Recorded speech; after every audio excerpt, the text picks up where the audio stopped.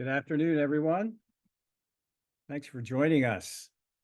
Welcome to our webinar, Generative AI and Nursing Education. I'm delighted with how many, one of the largest groups we've ever seen on an Odin Unbound webinar before.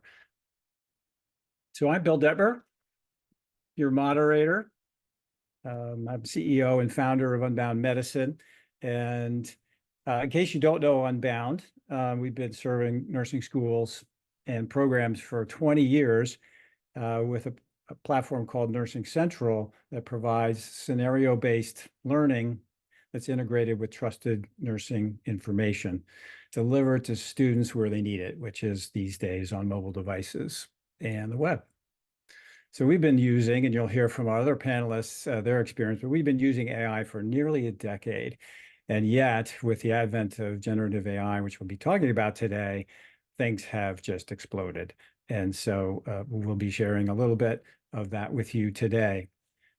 But most valuable are your awesome panelists that have joined us. Let's start with Kim Acquaviva, who is a distinguished endowed professor of nursing from the University of Virginia School of Nursing, which happens to be down the road from Unbound Medicine.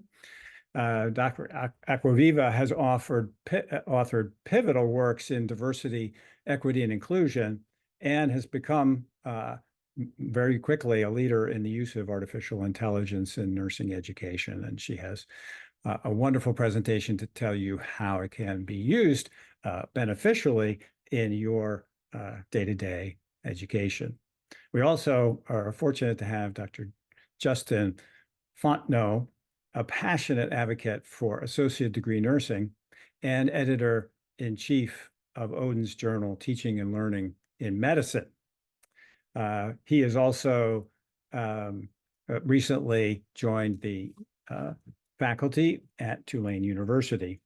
His work, in addition to being an editor, is focused on racial and social equity in nursing education, and that's been groundbreaking. And he has become a leader in this last period of time in using artificial intelligence and thinking how to use it effectively in research, scholarship, and service. So what are the goals for our presentation today? Is to equip nurse educators for a future with pervasive generative AI. We're going to talk about what generative AI is in a second, but we're presuming that it will become pervasive and that we all have to deal with it one way or another. So today we're going to try to review some of the general principles and concepts and terminologies. Kim's going to talk about how Gen AI, which I'm going to abbreviate it as, can enhance nursing education.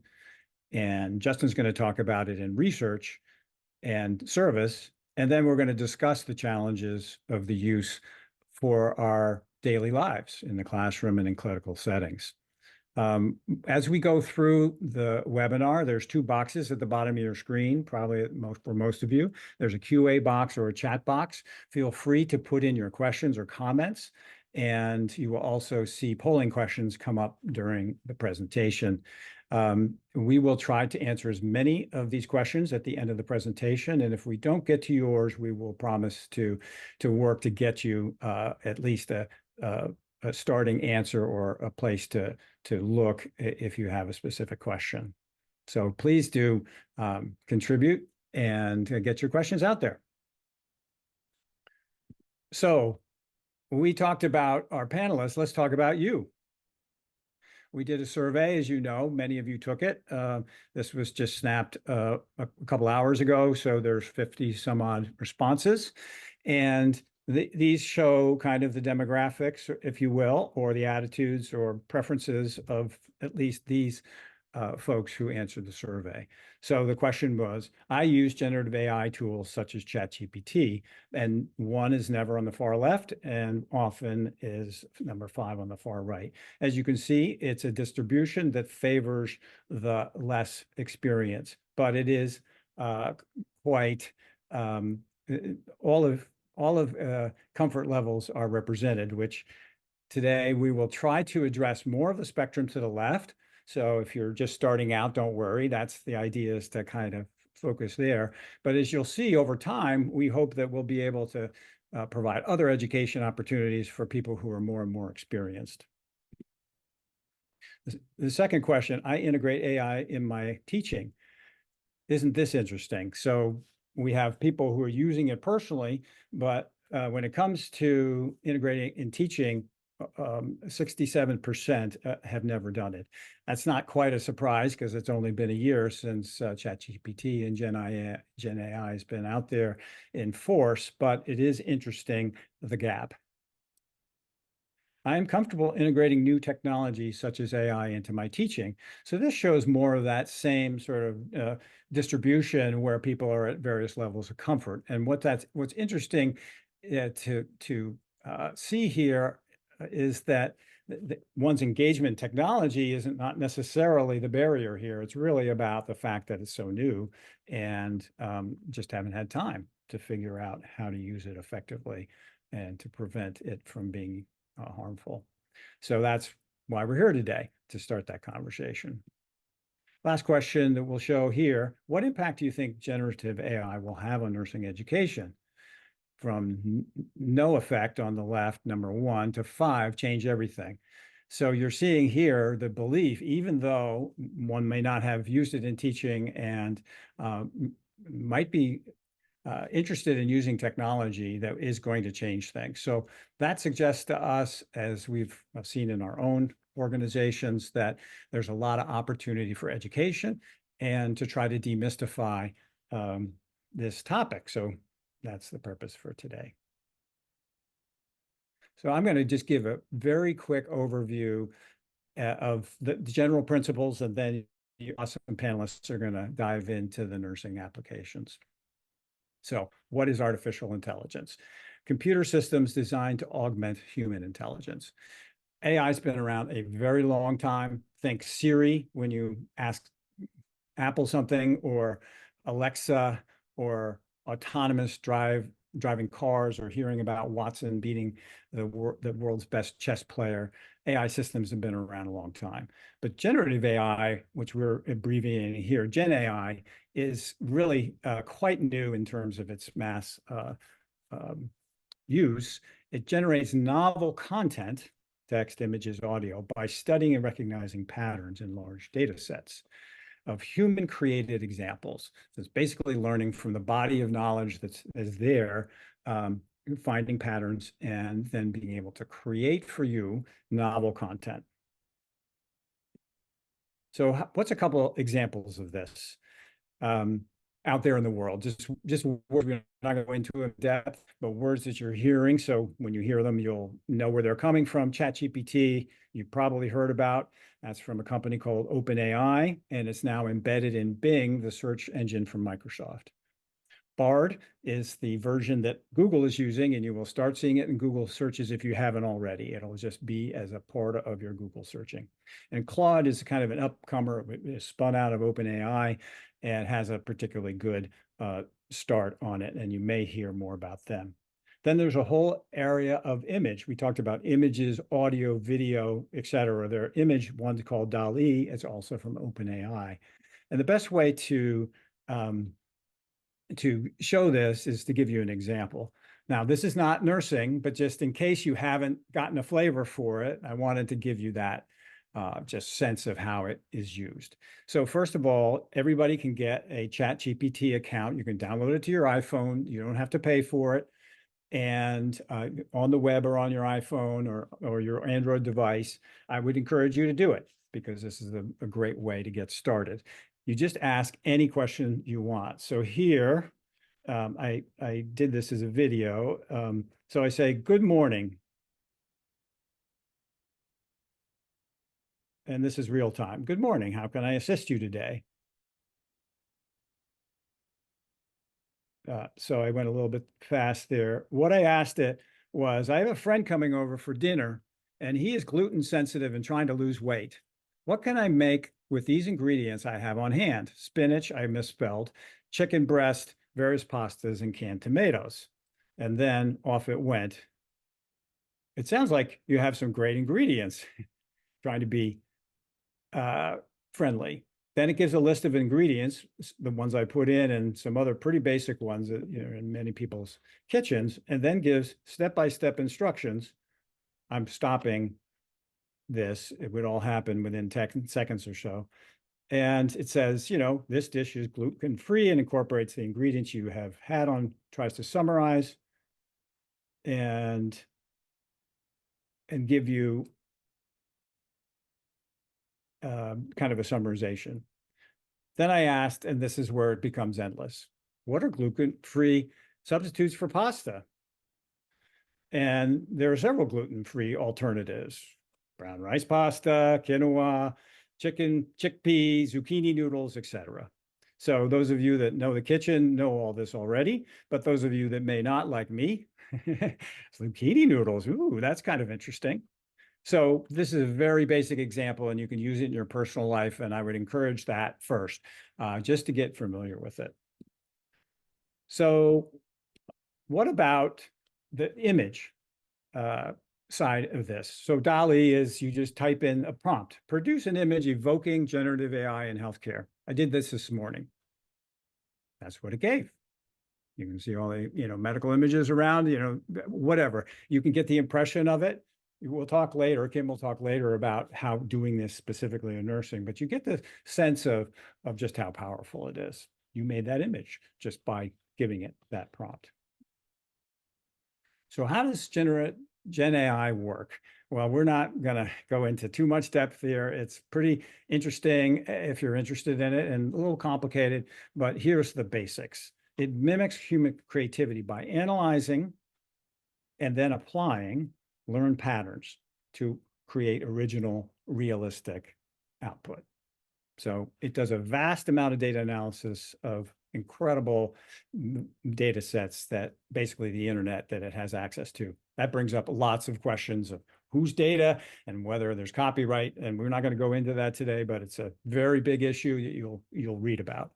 Then it tries to find patterns in this content, structures, styles, correlations, all sorts of things that the human mind is doing all the time. And then using algorithms, neural nets, and other approaches to try to associate those things with each other to be able to generate things that make sense.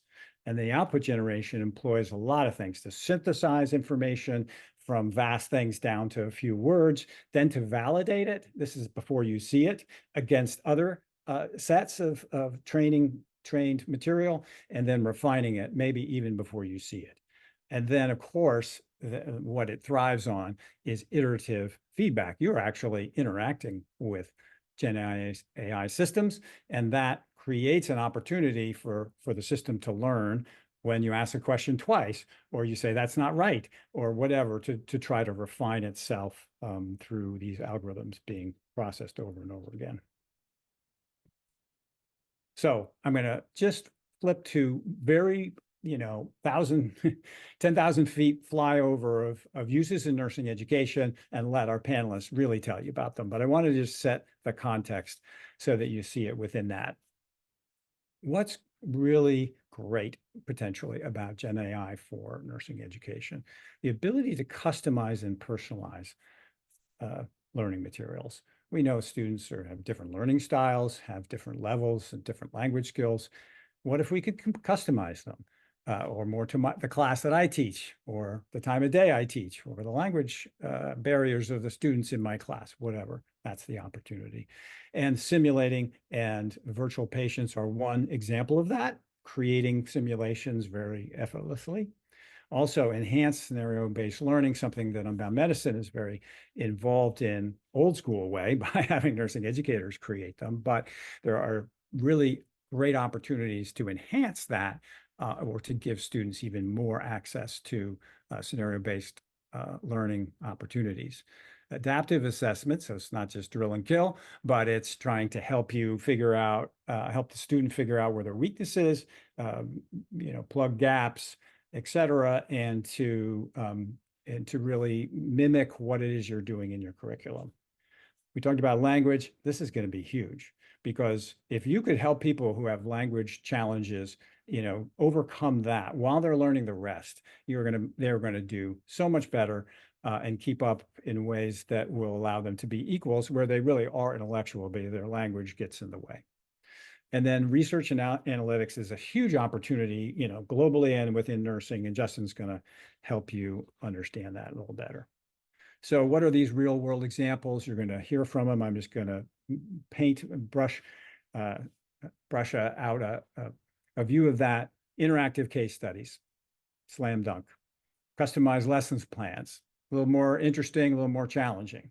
Adaptive quizzing and remediation. Some of this is just creating quizzes or tests or questions, but then stringing them together gets more complicated. But still, being able to create custom questions, educational guidance, and AI-powered research tools.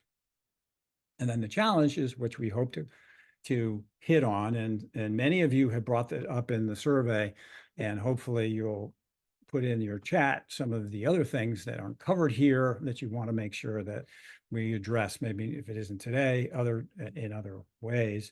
Cheating. How are students not going to stop learning and just using AI to do everything is the worry. Quality and accuracy. How do we know it's quality stuff? How do we know how accurate it is? How do we do that? What about data bias? Where does all this information come from when it's doing all of that analysis and extraction? Well, it's coming from the body of world knowledge. Is that world knowledge, equitable, diverse? No, it isn't. So the data from which it comes is biased, and that these systems are trying to deal with that systematically, but it's very important to see it as an issue. Data privacy and security. If you're giving knowledge to it, what does that mean about the students, the learners? Privacy and security. What about equity and access? We just talked about equity and access. Who gets access? It costs money for these things, or all products cost money. What about people who don't have the resources? Will people become technology dependent? How do we try to prevent that? And that really gets to the last, skills gaps. The students are probably going to be ahead of us educators if it's like every other wave of technology. How do we deal with that? So those are just some framing questions. And now I'm going to turn it over to Kim to tell you about using it to support teaching. Great. Thanks so much, Bill. I'm excited to be here. I love generative AI. I am ridiculously excited by it.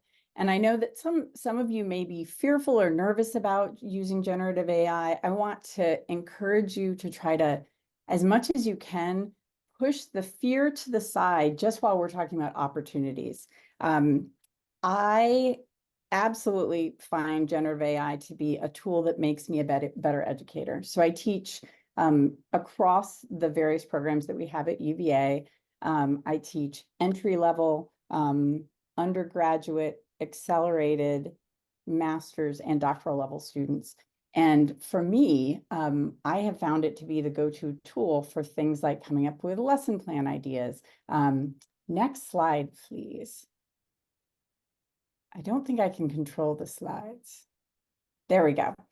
So one of the questions that popped up in the chat was, how do you cite when you've used generative AI? I always tell my students that I want them to disclose when they're using generative AI, and that I role model that behavior. So when I am using it, I disclose.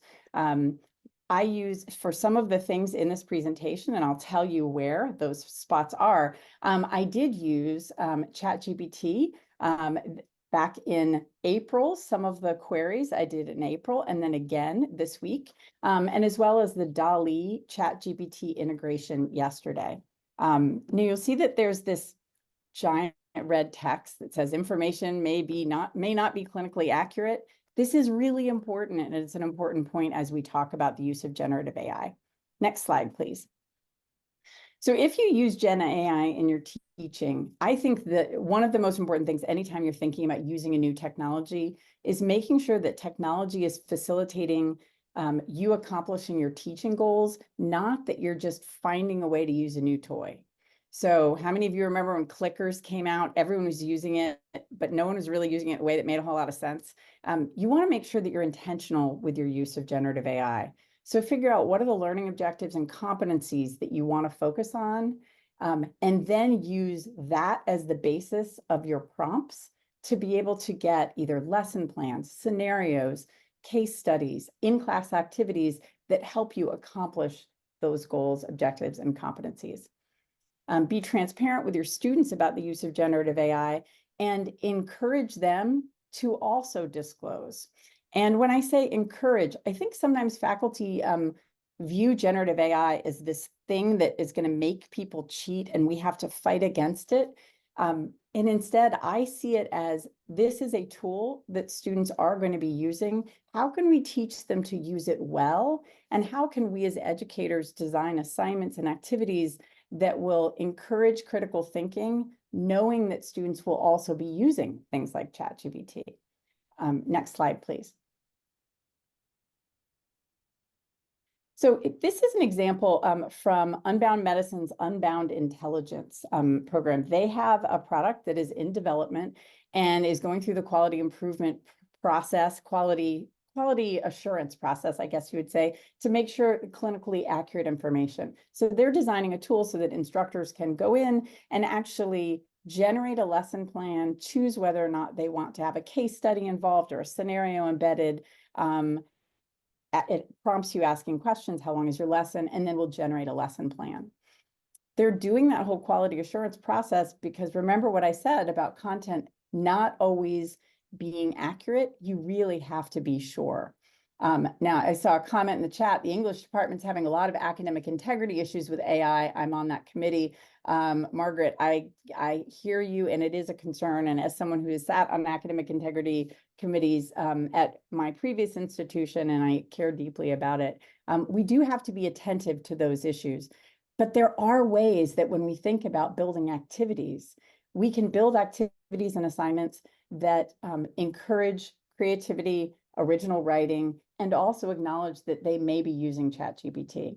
So for example, giving students assignments, if you know that there is an assignment and you want them to write a paper, I always like to ask myself, is my goal assessing their knowledge, or is my goal assessing their ability to write a paper demonstrating that knowledge?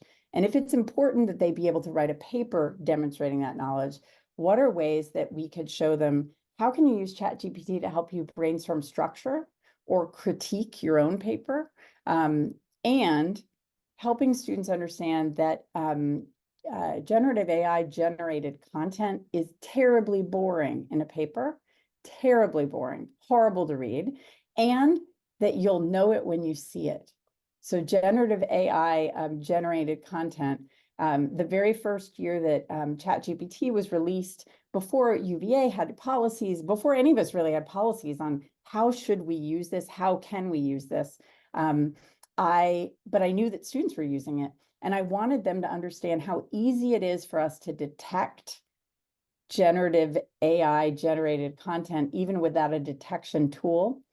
And I auto-generated through ChatGPT a summary, basically like a little paragraph of generic feedback about a writing assignment, not customized to their writing assignments, just a generic paragraph. And it sounded grammatically fine. And I put it in, I gave everyone this feedback. And then I asked students, was the feedback helpful? And they all said, it just sounds weird. Like, it doesn't sound like you. And I was like, what didn't sound like me? And they couldn't pinpoint it. And I said, so that was actually fake feedback from ChatGPT. And they all, a light bulb went off because they realized you can tell the lack of humanness in the writing. And then I actually sent them their real feedback, helping them understand that ChatGPT is not a substitute for being a human and writing. Next slide, please. So I have liked using it for things like generating case studies. And in my own area of work, I do work around LGBTQ inclusion. And I've noticed that lots of schools of nursing, whenever they have any kind of clinical case study around, let's say they're trying to come up with a case study about a transgender patient, They always have that case study be focused on the transgender patient going to get hormones. They never have a transgender person who just has diabetes or twisted their ankle. ChatGPT is beautiful in that regard, and that when you ask it to generate a case study and you give it some of the demographics, it doesn't immediately go zoom in on those demographic details as being the thing the case should be built around. So I like it as a way to just try to think beyond our normal biases in terms of building a case. That being said, ChatGPT and any of the generative AI tools are pulling from the corpus of text that is in the world and learning from it. We know that there is bias in the stuff that it is pulling and learning from. And so we always also have to use our own critical thinking and make sure that a case study makes sense and that is not presenting a biased view. When you structure a prompt, you want to tell it what you want to know. So you don't just say, give me a case study. You're going to give it a prompt and say, here are my learning objectives. Here's, the chief complaint I want it to focus on.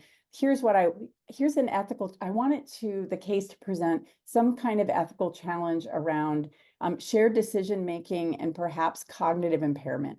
Maybe it's an adult child of an older parent and their issues with cognition. Maybe there's some ethical challenges. And then what are the kinds of things that you want students to be thinking about as they analyze the case? This kind of prompt will give you a high quality output. Next slide, please. So here is a ChatGPT prompt. And this is a ChatGPT prompt generated by ChatGPT to show what the ideal kind of prompt would be that would then generate a good quality output. So there are knowledge cutoffs, question about how quickly research studies get incorporated into AI. So those guardrails around, what information gets in, what information gets out, unfortunately, at least right now, ChatGPT is not able to go behind paywalls and search journals that it doesn't have access to. And so that then becomes, a limitation. There's a question about the new team in ChatGPT doesn't share to general knowledge. Your input is private. Does this change things for educators? Can we teach it in our rubric and have it for a grade? So, it is a good question. ChatGPT keeps changing and everything keeps changing about it. I think because there are equity issues, and in terms of having the paid version versus free version, and because there are privacy concerns about who owns content. We at UVA, and I don't speak for UVA, I just am saying as a faculty member here, we are not allowed to require the use of ChatGPT because it would require students to put in information that they then wouldn't have ownership over anymore. And so we do not require the use of ChatGPT. However, we do offer it as an option for people while educating. And so it is important that we help educate students about the limits of ChatGPT, but that we're also aware of it. Okay, so you always have to verify clinical accuracy. And one of the areas where I think this is important is being aware that your students are already using ChatGPT and the free version of it and DALL-E to be able to generate things for their study guides. So students will often use ChatGPT, in my experience, to help them understand a concept that's really complex. So students will type in prompts like, explain the circulatory system to me in ways that make sense, or simplify this. So I asked it to create an accurate illustration of the circulatory system for an undergraduate nursing course. The one thing that ChatGPT and DALL-E both, because they're integrated, are really good at is having the overconfidence of someone with more confidence than knowledge. And so it is very, very confident. This is clearly labeled. Next slide. So this is the human circulatory system, according to DALL-E. Notice the heart is outside, external to the pectoral muscles. There are major arteries that go nowhere. There appears to be a kielbasa in someone's forearm, and also some errant strawberries here and there. Now, it looks plausibly like a human circulatory system, but that is not at all clinically accurate. So it's important to educate students to say, you know what, here's what ChatGPT is good for. It's great for helping explain concepts. Don't ask it to generate diagrams or pictures of anything involving the human body. Because you would think it would be really easy for ChatGPT to just go into the internet and pull an image and use it, but that's not what it does. It's not Google. So if they want an image of the circulatory system, they would be better off actually going to Google and doing an image search, because this is actually trying to recreate the human circulatory system from the information it could find, and it does terribly. Next slide. And so I also asked it to do the female reproductive system, and this turned out even more terrifying. Next slide. It also says it is correctly labeled. It's labeled, some of the words appear to be in Greek.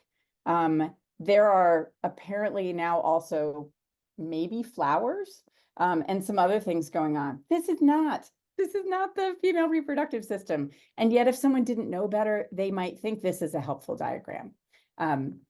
I think throughout every step of your work as an educator, see generative AI as a tool for being able to also maximize your ability to teach to your students. I used it right before this presentation. A student came in with a colleague. They're doing some research around HPV vaccine legislation around the country. And I showed them how to use ChatGPT to generate a spreadsheet containing the URL, the website, for every state in the country's database where you search for legislation. And it did it in 3 minutes. So there are ways that it can make all of our work easier. And also it's really exciting. Play around with it, ask it questions. You can design your own GPT, a custom instance. I have one that I designed for my students that helps walk them through a health policy exercise and is a supplement to an assignment we're doing, and gives them something that they can play around with as a resource. Throughout all of your journeys with AI and generative AI, I think the most important thing is talk with your colleagues and your students about your experiences, your successes, and also your terrible failures. And don't be shy about sharing those with students. A student was asking me, is it great at generating, if I wanted to generate a poster around a policy issue, would it do a good job? And I said, well, let's see. It was terrible. It was just awful. And so, but I did it in front of the class so that they could see. What AI platform will help create documents? For example, the Excel spreadsheet referenced. So for me, I use ChatGPT Plus, which is expensive. It's $20 a month. But for the work that I do, it ends up paying for itself in terms of the time it saves. So when I use GPT-4, which is what you can do in ChatGPT Plus, I can say, pull these websites, put them into a spreadsheet, export the file as an Excel file. And then it'll say searching now. And then it makes like a little Bing, like a little Bing icon. And then magically there's a spreadsheet. And I love it. Is it perfect? No. There is a free open source version, 3.5, which is actually plenty good. Really, the only reason I got 4.0 is because I'm a colossal nerd and I love these things. But the other last thing that I'll mention is some of you may experience a scary moment where you get something saying you have violated the terms of service. My PhD is in human sexuality education, and the work I do is around sexuality education. And so I was trying to do something around programming a tool that would help within ChatGPT, help someone understand the questions around a sexual health assessment and a sexual history. And it gives you a terrifying thing saying you violated terms of service. If that happens, please don't panic. There's just a little form where you can fill it out and say to OpenAI, hey, I'm a nursing faculty. Here's why I'm using it this way. So please do not let that terrify you. I was scared the first time. I thought, this is so bad. I'm now on some terrible list. But no, they're actually using that form that you fill out to help them make sure that the ChatGPT, that they're not making it the guardrails too sensitive or not sensitive enough as they refine it. Next slide. So a few ChatGPT prompts that faculty can use. This is a clinical scenario template. And we're going to be sharing the slides afterwards, so I'm not going to read this to you. But when you do this as your prompt, you can say, here's what my objective is. And if you know any of these things here and you want to provide it to the ChatGPT before it generates, you can. or you can leave this blank and it will go generate those things for you. Next slide. This is for a skill demonstration and practice template to be able to do, help it walk you through demonstrating something with this caveat. It's terrible about telling, like designing an exercise for like starting an IV or, understanding catheter insertion. It's terrible. So if you use this one, this is for your entertainment purposes only to see how badly it explains nursing skills. Next slide. And the case study analysis template, this is also great at helping generate a study where people can really analyze something in your class. Next slide. So I'm going to turn it over to Justin. Thanks so much for your engagement in the questions. Hello, everyone. Great presentation so far. I'm so happy to be here and present to you all. So next slide, please. So we've spent a considerable amount of time on the call today, just kind of introducing you to the technology that is artificial intelligence, and also just giving you a very, very high level overview of the things that we can do in nursing education. When we kind of started talking about this presentation, we really wanted to relate it to your faculty role. And as you all know, faculty have three major obligations. The first one being the most important is teaching, and the second is discovery and service as the third. And so, believe it or not, AI has many ways that could assist you through these other areas of faculty responsibility. The first thing that I would mention is that, there is no evidence-based practice without discovery, right? So when we talk about, we teach evidence-based practice, we talk about evidence-based practice all the time in our own practice and in our classrooms and with our students and with even our patients and our colleagues. But in order for us to implement new evidence, we have to make or generate that new evidence or that new knowledge.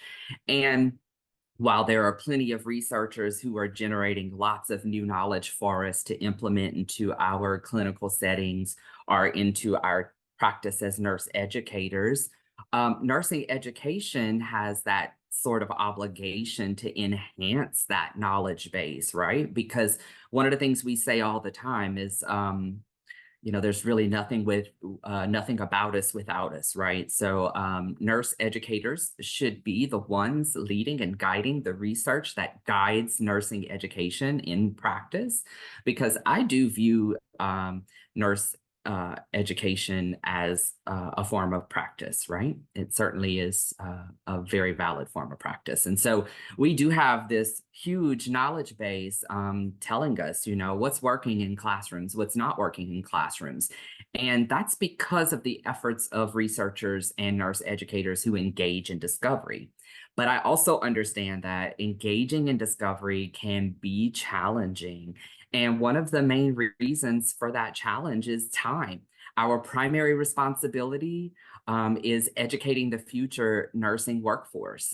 We have several ethical obligations around that particular part of our practice. It's a significant part of our practice. We have workforce shortages and challenges today, so there's even more pressure to make sure that we're teaching appropriately and putting out practice-ready clinicians. So time is a huge factor for us, because sometimes we get out of our teaching roles only to realize that we don't have any more time left at the end of the day or the end of the week. The other thing is resources. Not all schools support their faculty with all of the resources that we need. And that a lot of times is just because there is a lack of funding. There is a lot that happens in that arena, right? The other thing is that sometimes research is either required or not required for faculty roles. We see this particularly with associate degree educators. Our primary goal is teaching. As much as we would like to engage in discovery, that can sometimes be challenging. And when there's nothing kind of hanging over our heads and our primary role is teaching, then that also adds to that barrier a little bit as well.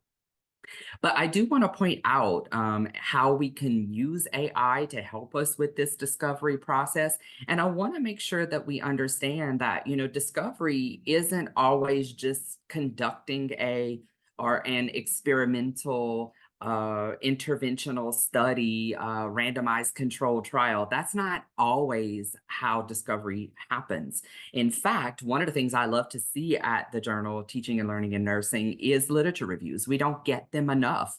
And literature reviews have an awesome way of pooling global data and then using that to develop new knowledge that leads and guides our practice. So, doing a formal literature review is a part of discovery, and AI can help us with that. The other thing is when we're looking at a global perspective of the literature, right? We're looking at the literature because we're interested in a topic, we're interested in learning more, we're interested in learning the evidence-based trends on a topic. That in and of itself helps us generate more interest and more ideas to produce more research or more systemic literature reviews. Next slide, please. So one of the things that I want to walk you through is how to get a high level overview of the literature. Okay, so one of the things it does, right? So I'll give you a perfect example. Let's say you're interested in doing flipped classroom in your education and practice, right? And your teaching and practice. And you hear a lot about flipped classroom, but then you really want to look at what the literature says. You want to know what the pitfalls are. You want to know what works, what doesn't work as you're planning to use that innovative strategy in your own practice. Part of doing that is getting that high level overview from the literature. So doing that, looking at that high level overview, it helps you to generate new ideas. It also helps you to find gaps that could maybe spawn a review or a research study later on. And so what can AI do to help in this area? The one way that I would share is that I think a lot of people, nurse educators, shy away from formal searching in the literature because we didn't go to school for library science, and it's a difficult thing to do. And typically we engage with our medical librarians, but as you know, our schedules are busy. It's hard to connect with the librarian. Sometimes the librarian is not available when you need them to be. They spend a lot of time with students. So AI can really help you in that area. The first thing that I would recommend is that you prompt a large language model. You can use any one that you want. By the way, if you're interested in using ChatGPT's version 4, it is embedded in Bard, which is believe a Microsoft product or a Google product. It's Microsoft. Okay, I want to make sure I got that right. So feel free to experiment with all of the available large language models that are out there and open access. What I suggest is that you prompt the language model with a well-developed PICO. I'm not going to go into detail on how to develop a PICO because as nurse educators, we probably teach this over and over to our students. And so you probably already know how to do that. And then you ask in the prompt for a database specific syntax output, which is really interesting because a lot of people don't know how to combine search terms, mesh terms, abstract keyword terms, and Boolean phrases to get a really comprehensive search. Just me saying all those words makes me go, I hate that part of it, right? That's not my area. Okay, that makes me nervous. ChatGPT or any large language model can really help you with that.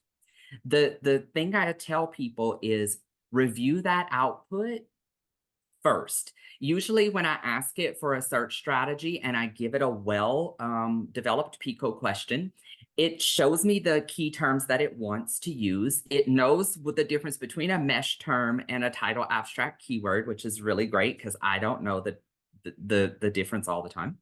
And it combines those. So what I say for nurse educators is read that strategy, look at it and read it. Does it make sense? Do the keywords kind of match your PICO question? If it does, then you can copy that syntax. It's all put together for you. And, or, and not, but, mesh terms, keywords. copy it and paste it, and then put it directly into your database. And then look at the search that you get, right? So go through and scour the articles that you get. Keep in mind that you want to go back to the large language model and ask it to refine your search if you need it to do that. And it will be able to do that because sometimes the searches can be a little more broad than what we're looking for. Then you would just screen the articles that come up in the database, save the ones you want. And then I would recommend using Research Rabbit, which is free to anyone with an institutional email address. It's a wonderful program. It really, really helps you get a high-level overview.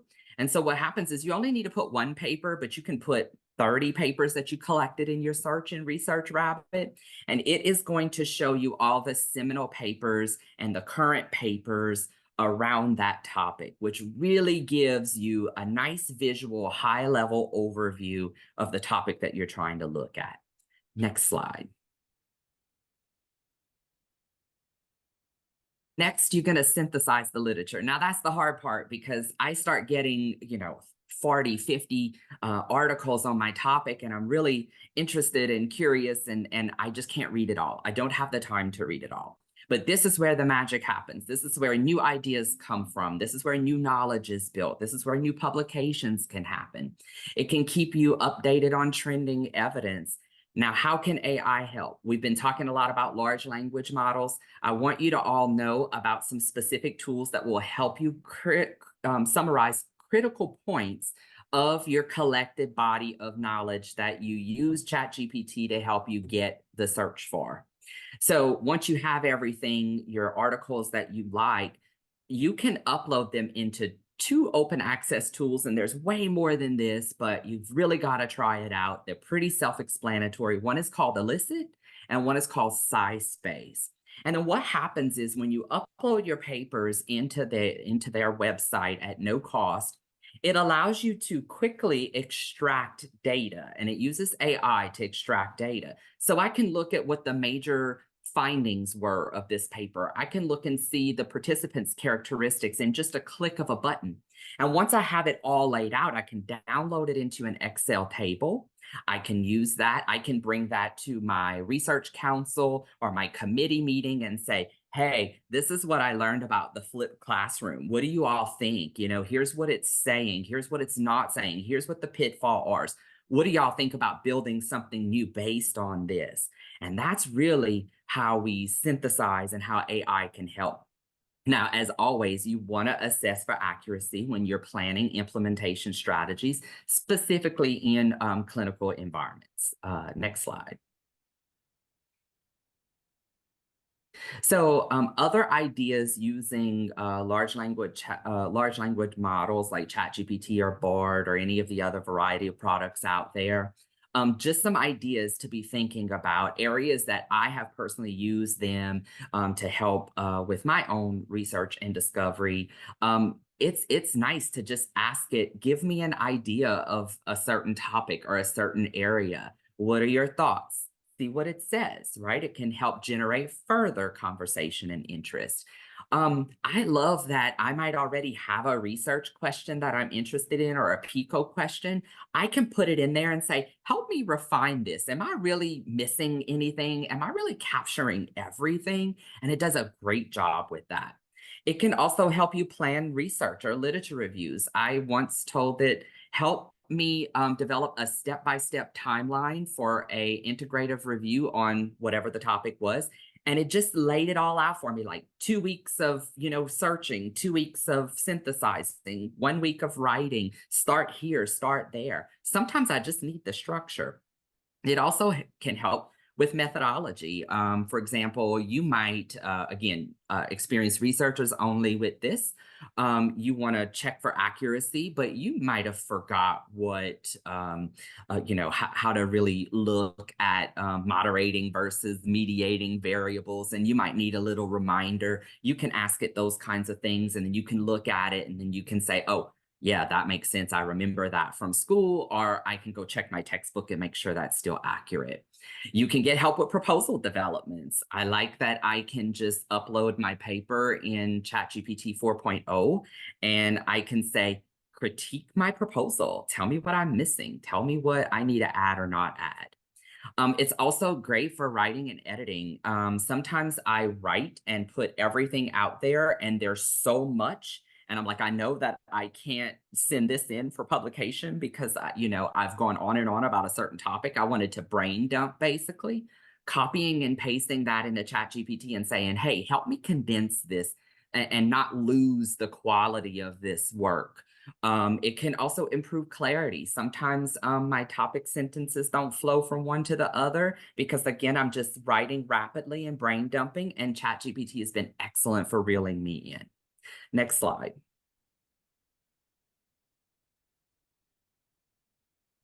Next slide, please. Okay. Oh, it's already there. Sorry.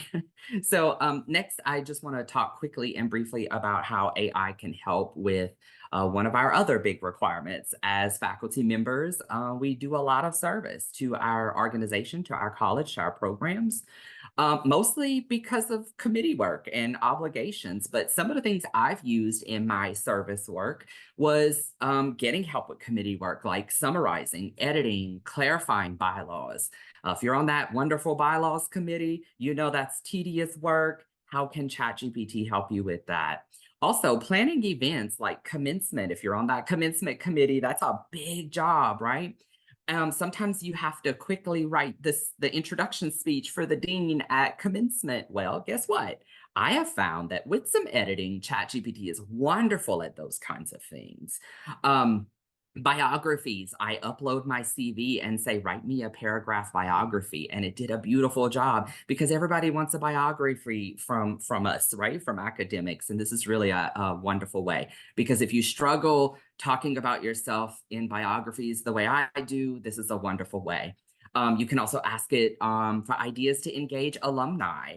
What kind of alumni events could I plan to engage alumni if you work in the alumni, office, or you're on the alumni committee. If you're on the simulation committee, what kind of ideas can you ask ChatGPT to help you improve your policies? Help with writing student policies. You need help with that uniform policy. Turn to ChatGPT to get some ideas. And again, be sure to always double check the outputs for accuracy. Next slide. And that's it. Well, you have, both of you, really given us so many good ideas about how to use this new and evolving technology to help us do our work. I think one of the things that you get here is that almost like it's like having one, maybe 10, maybe 1,000 research assistants or colleagues to help you do things. It doesn't change your role really, because you still have to decide what you are going to focus on and how you give that information to, in this case, a machine. But in terms of being able to be productive and generate ideas and get improvements in all sorts of different aspects of writing and researching and teaching, it's quite incredible. We're unfortunately pretty close to the end of our time. And so to finish off, first of all, thank you so much for coming. As you can see, it's going to be a journey, not a destination. This is going to be really part of our lives, and the change and pace of change is going to accelerate. I personally don't think that's a bad thing, but it does require kind of a way of thinking and a way of being that is open to change, and try to figure out how to harness it before your students find a way to use it ineffectively. What we're going to be able to do is send you the presentation video, which will go up on YouTube eventually, and the slides if you've registered with an email. So just make sure that you've done that. And if you haven't, I'm going to give you an email at the end that you can write into, and we'll make sure that you get the materials from today. You're also going to get a post-webinar survey that's kind of similar in a number of questions than those that at the beginning. And we really encourage you to fill that out. Both that helps us figure out whether we're hitting the mark here, whether it's valuable at all, and what your level of interest would be in having more of these webinars, because certainly that's something that we'd like to do if that's of interest. And because Odin, the organization, I should spend some time talking about Odin at the end here, just didn't at the beginning, but just to say what a special organization this is, really looking after the needs of the ADN community and beyond, have been doing a fabulous job in educating in all things at the cutting edge. And this is just one of them. And we're delighted to be partnering with them on this webinar series. But that Odin itself as an organization, of course, is just a reflection of the community. And as such, the use of AI and the policies around it will become, important to everyone to figure out, including a professional organization. So if you have any interest, we'll see if you have any interest in engaging at that level. As you know, some of us work with us and Odin on the virtual simulation committee. We've been doing that since the pandemic started, trying to help people find virtual simulation products that they can use to substitute for clinical time in the days when clinical time was constrained. And finally, concluding thoughts. It's just like any other change, stay informed and engaged. We would encourage it. I think it can be fun and not daunting. And as you heard from our wonderful panelists, experiment and also evaluate. It's better to be in the stream than to be watching from the shore. And we hope that you'll jump in. Thanks for being with us today. And until next time, take care, everyone.